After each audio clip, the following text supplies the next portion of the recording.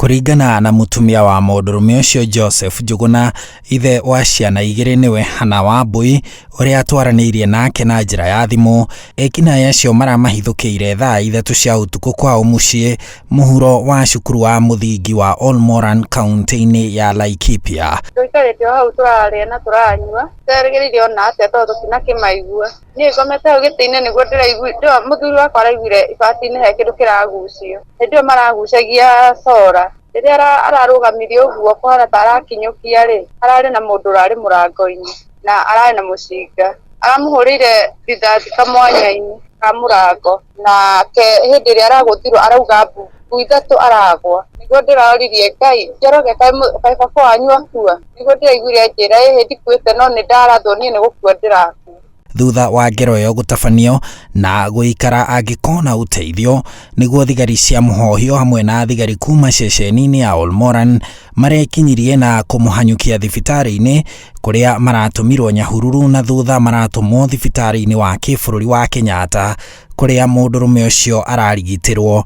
Famĩlĩ ĩno ĩkĩritũhĩrwo nĩ mũrigo wa ũrigiti wa mũndũ ũtararĩ mũrwaru. Nĩ ararathirwo guoko na ĩmwe ĩraingĩrĩra njegeke mwena wa left, ĩroka ĩraumanĩra na ng'ong'o. Thĩna ũrĩa enaguo nĩ wa mahũri marahutio. Ngero ĩno nĩ ĩkĩrĩtwo mũkonde nĩ commissioner wa kaunti ya Laikipia Joseph Kanyire. Hiyo jana kulikuwa na wizi na mwenye kuvamiwa na hao wezi alipigwa risasi, askari KPR watu wakaenda wakamchukua na kapeleka hospitali.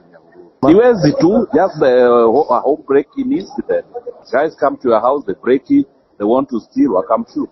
Those are the circumstances, but the matter is under investigation. Muthuri ucio umire miharate na gwiti na kuria ningi kurahite biu kuria andu matari maracoka. Riu ngwicirio na haria ari arakiuria hihi arakiumire kwa bara ararora kwa heho. Na riu uguo turaria riu andu mari na panic nene muno tondu riria ndathiuruka kundu kuu ndona uria andu maikaire gutiri mundu ureciria hihi no arare nyumba tondu nyumba nikuo mararathirwo. Juma igĩrĩ hetũku ningĩ mũtumia ũmwe itũũra-inĩ rĩrigainie na Ol-Moran rĩa Kahuho onake ahũrirwo rithathi ya magũrũ na njĩra o ta ĩno arĩ gwake nyũmba hamwe na famĩlĩ yake ũtukũ, na mũthenya o ũcio wa Jumamothi mũndũrũme ũngĩ akĩrathwo guoko itũũra-inĩ rĩrigainie na Kahuho rĩa Mũtarakwa. Ũndũ gũkũ rĩu weekend igĩrĩ nĩ twahũrwo cirumanĩrĩire tondu Saturday o ĩrĩ ĩngĩ ũtukũ nĩrĩo andũ mĩkora ĩyo yokire ĩkĩratha mũtumia marĩ nyũmba gwake na mũthuri na makĩiya ng'ombe cia brother yake. Kĩroko kĩu ningĩ nĩrĩo rĩu andũ